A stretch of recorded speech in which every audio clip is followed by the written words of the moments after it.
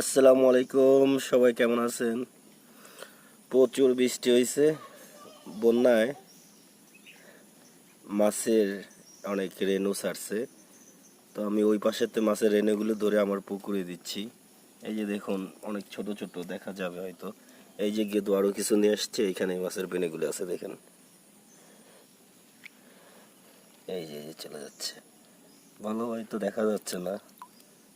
ওই যে জাগটা জারুনে গেদু এনে দিচ্ছে আর আমি এখানে ছাড়ছি।